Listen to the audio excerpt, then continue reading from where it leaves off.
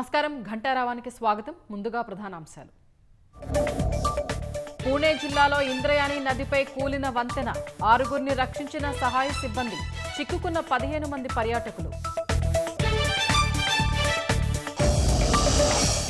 బాసర వద్ద గోదావరిలో స్నానానికి వెళ్లి 5గురు మృత్యువాత, బాధితులు హైదరాబాద్లో ఉంటున్న రాజస్థాన్ వాసులుగా గుర్తింపు.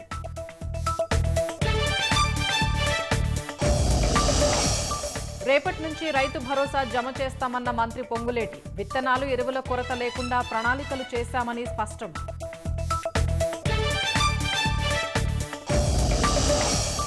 స్థానిక ఎన్నికలకు సిద్ధమవుతున్న రాష్ట్ర ప్రభుత్వం, బీసీలకు రిజర్వేషన్ ఇవ్వకుండా ఎలా ముందుకెళ్తారన్న బీఆర్ఎస్.